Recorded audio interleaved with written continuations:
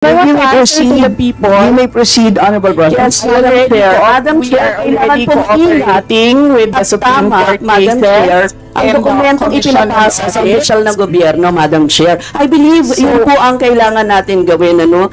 Sa isang simpleng mamamayan, kapag nagkamali ka ng kahit isa, sa form na sasagutin, Madam Chair.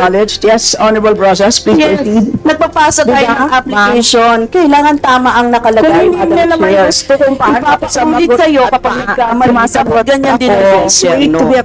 Madam Vice President, isa-isa lang hindi tayo, naman pwedeng sabihin nyo na hindi ako sumasagot dahil hindi niya gusto yung sagot ko. Yes, isa-isa lang po tayo magsasalita. So yes, Please, do you have a copy of that, Madam Chair? Of course not. I am not the Supreme Court. They should request doon sa Supreme Court.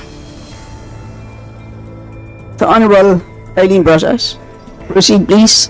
Thank you, Madam Chair. Obviously, ayaw tayo sagutin, no?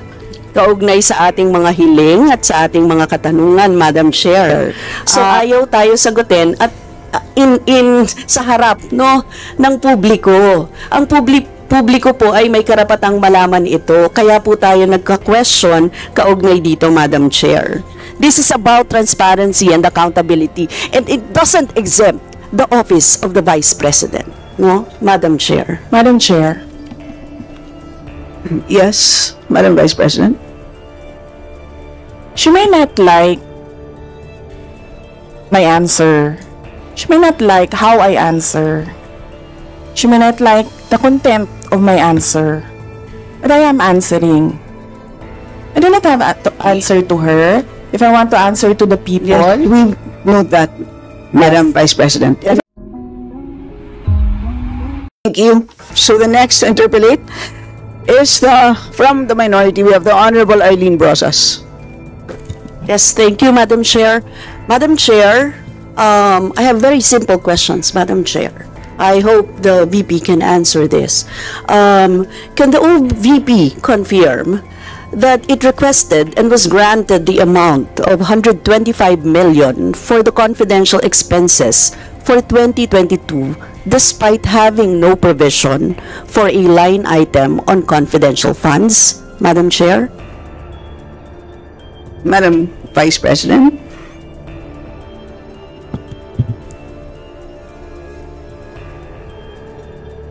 Madam Chair, it is the subject of Supreme Court cases.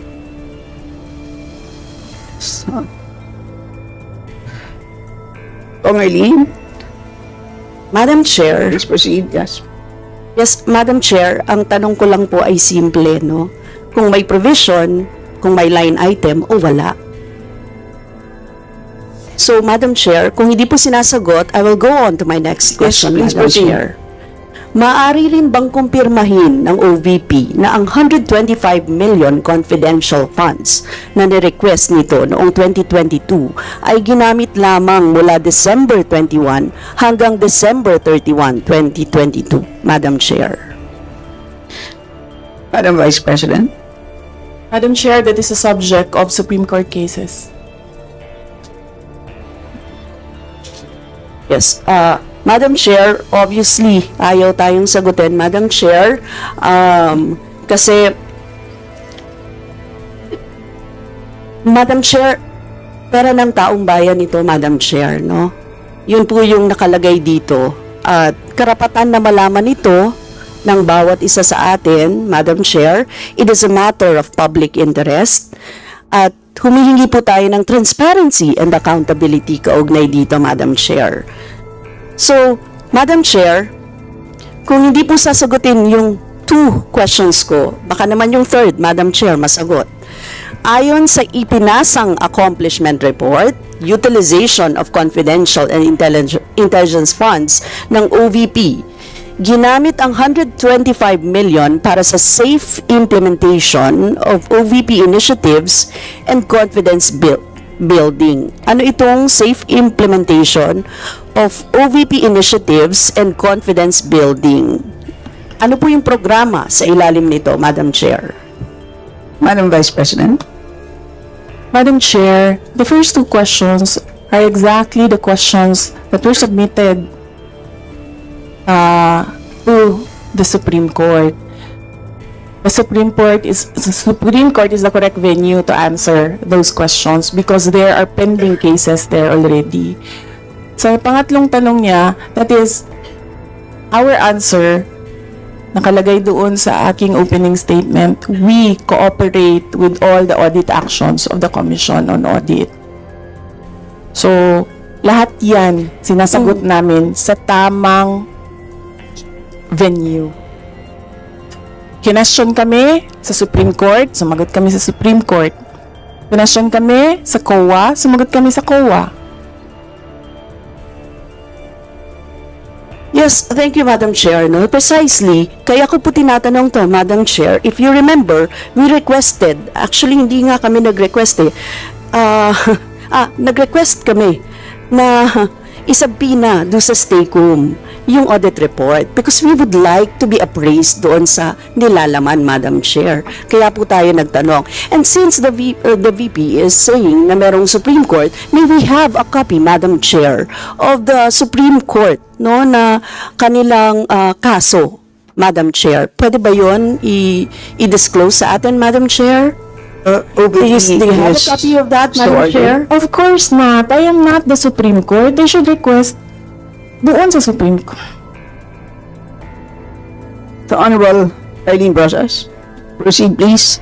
Thank you, Madam Chair. Obviously, ayaw tayo sagutin, no?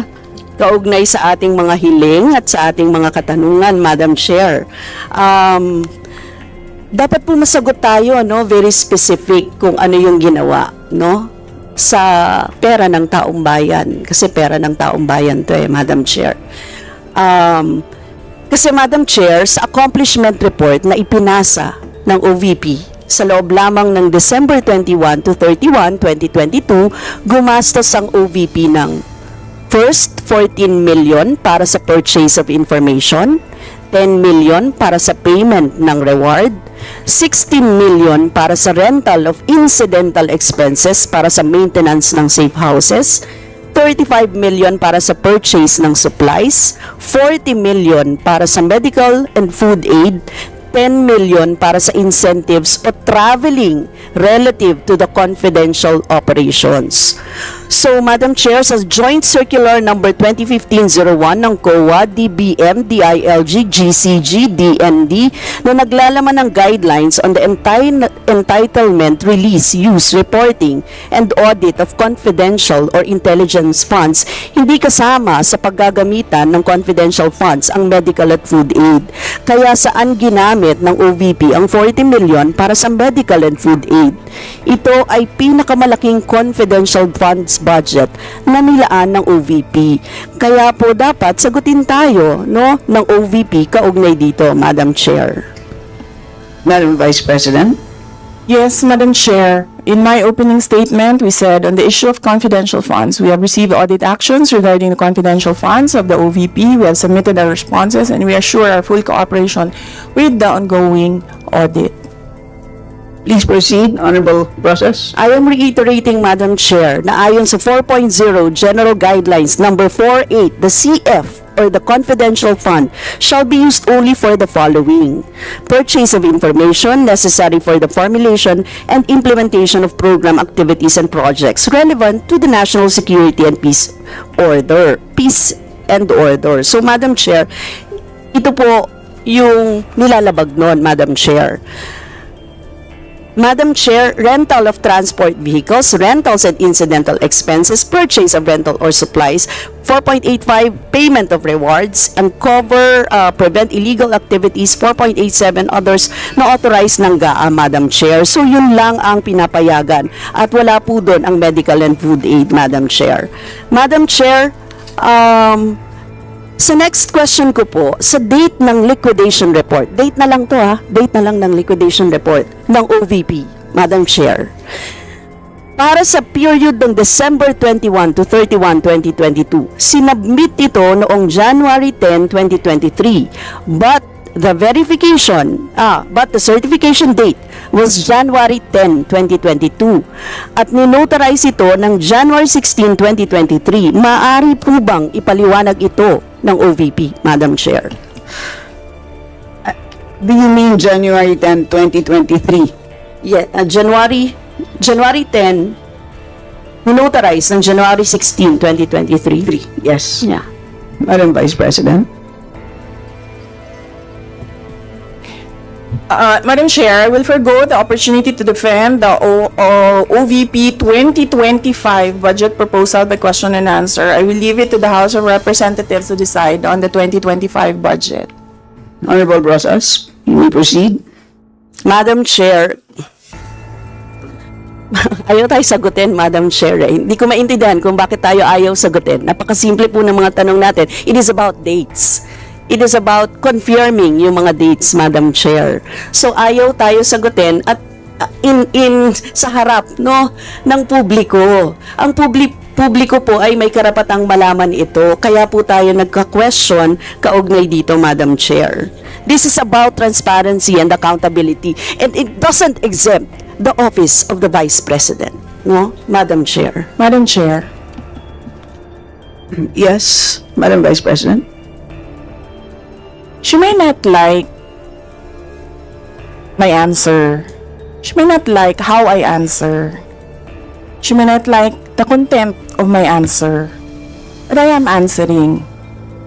I do not have to answer to her. If I want to answer to the people, Yes, we note that, Madam Vice President. If I want to answer to the people, you may proceed, Honorable Brosas. Yes, Madam Chair. Madam we Chair, are already cooperating with the Supreme Court Madam Chair, cases. ang dokumentong ipinapasa sa opisyal ng gobyerno, Madam Chair. I believe yun po ang kailangan natin gawin, sa isang simpleng mamamayan, kapag Madam nagkamali ka ng kahit isa sa form na sasagutin, Please wait Madam to be Chair. acknowledged. Yes, Honorable Brosas, please Yes, proceed. nagpapasa tayo ng application. Kailangan tama ang nakalagay, Kung hindi Madam na naman Chair. gusto kung paano Ipapaulit sa'yo kapag nagkamali ka, ganyan din ang ako. gobyerno. Wait to be acknowledged, Diba? Madam Vice President. Isa-isa lang Hindi po tayo, naman tayo pwedeng sabihin nyo na magkakaintindihan. hindi ako sumasagot dahil hindi niya gusto yung sagot ko. Yes, isa-isa lang po tayo magsasalita. So yes, Honorable Brosas, Yes, please proceed and continue. Thank you, Madam Chair. Madam Chair, kailan sinabit ng OVP ang liquidation report ng 2022 confidential funds sa Intelligence and Confidential Fund Audit Office ng Commission on Audit? Yan, Madam Chair, siguro naman masasagot tayo ng OVP, Madam Chair. Madam Vice President. I will forgo the opportunity to defend the OVP 2025 budget proposal. By question and answer, I will leave it to the House of Representatives to decide on the proposal. Honorable Brosas, proceed please. Yes, Madam Chair, simple questions of dates, Madam Chair, hindi na tayo sinasagot. I don't think so nasasagutin niya tayo sa iba pa. So, Madam Chair, let me run down my questions sa iba pa.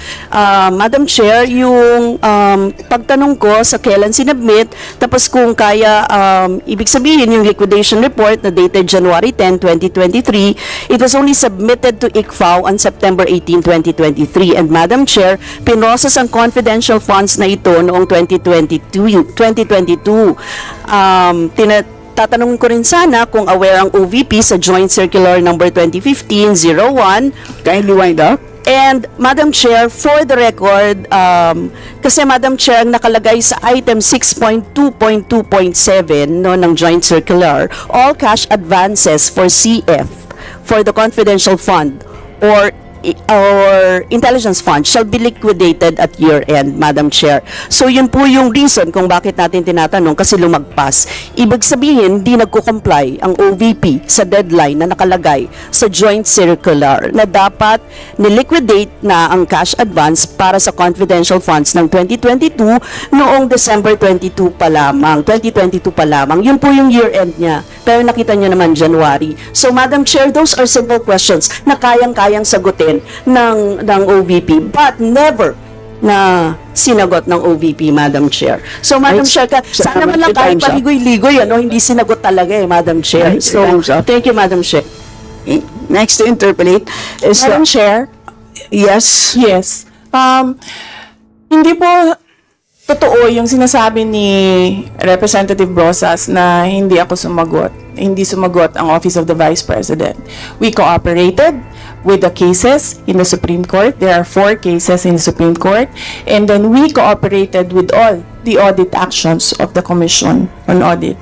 Now, I will forgo the opportunity to defend the Office of the Vice President 2025 budget proposal by question and answer, and I will leave it to the House of Representatives to decide on that proposal. Madam Chair, last lang, Madam Chair. This is the Congress, Madam Chair. Matalis ka na lang sa round 2, Honorable Brosas. Yes, sasabihin ko lang, Madam Chair, na proper forum ito para malaman natin ang lahat. This is a proper forum. Ang Kongreso po ang dapat nag-aalam niya. Thank you. Right? Ano pa ba ang aasahan natin sa isang VP Sara Duterte? Siyempre, ganyan talaga. Diba? Halos parang ginawa niyang palengke ang Kongreso at parang nangaagaw siya ng customer. Parang yung isang customer gustong bumili ng galunggong pero ang inaalok niya ay tilapia. Yan ang ating naobserba. At hindi po talaga sumasagot si VP Sara. Ewan natin kung ano tinatago niya.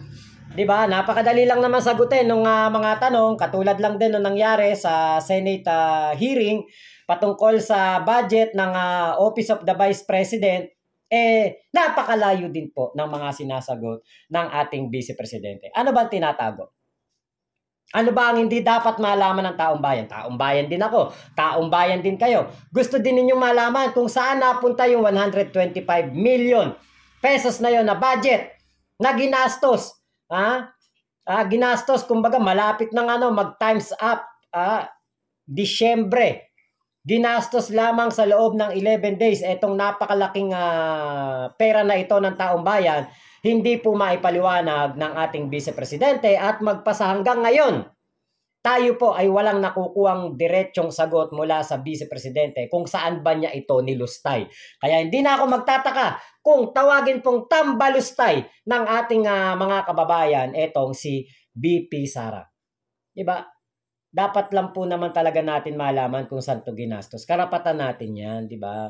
Tayo nga 'di ba? Nanay nga natin, utusan tayo. Bumili ka ng 10 pisong halaga ng petchay.